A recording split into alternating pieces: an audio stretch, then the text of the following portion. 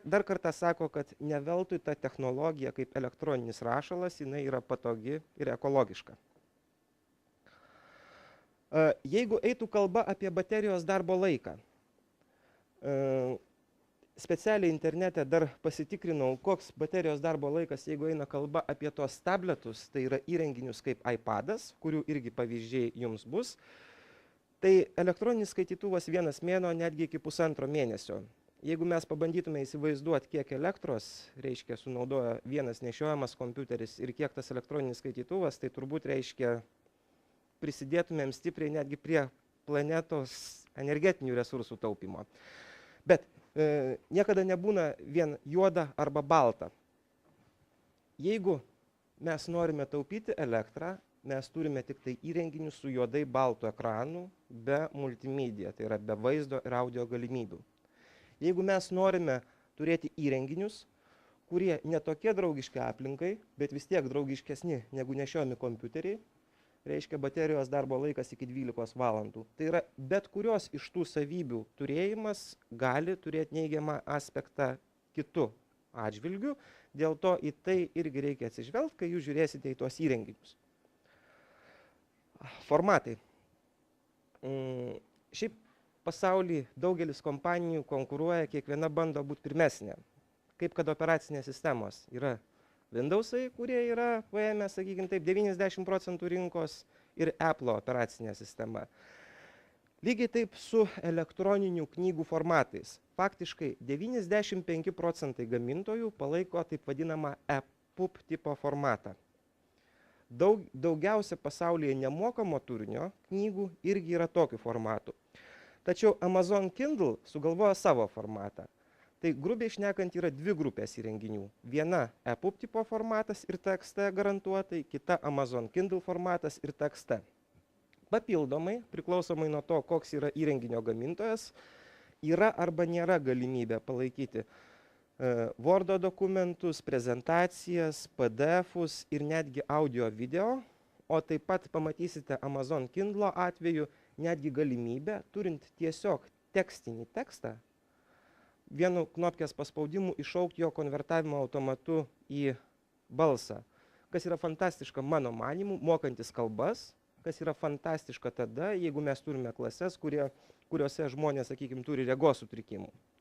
Tai vėlgi tokia įdomi funkcija, į ką norėčiau atkreipti dėmesį. Na ir trečia grupė įrenginių, kurie yra panašus į skaitytuvus, tik daug platesni, tai taip vadinami tabletai. Tai gali būti Intelio Classmate'as, tai gali būti iPadas. Faktiškai tai yra mažiau sveriantis nešiojamas kompiuteris, kuris taip pat turi žymiai ergonomiškesnį ekraną ir neturi vieno tokio dalyko kaip multitaskingo. Reiškia, vienu metu galimybės dirbti su keliomis programomis.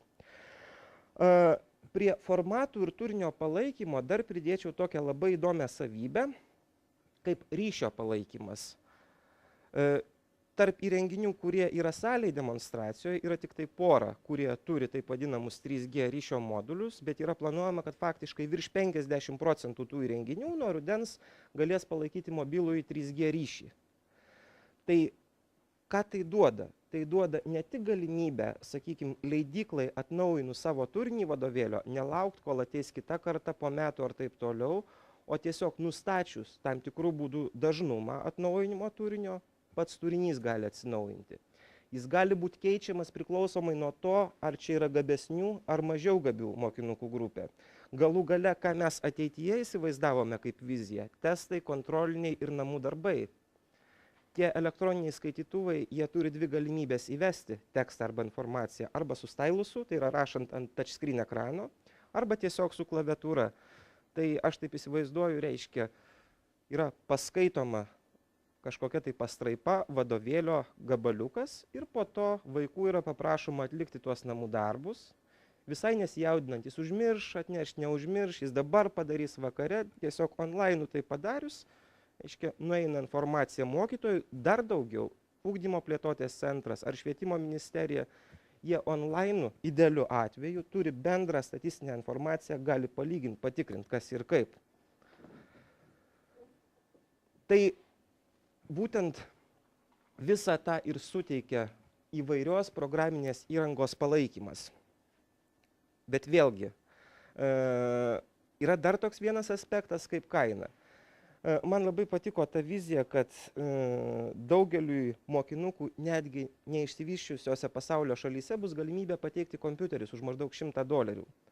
Jeigu mes kalbam apie elektroninius įrenginius, jų pradinė yra kaina, jeigu doleriais, maždaug nuo $200 ir aukščiau priklausomai nuo funkcionalumo.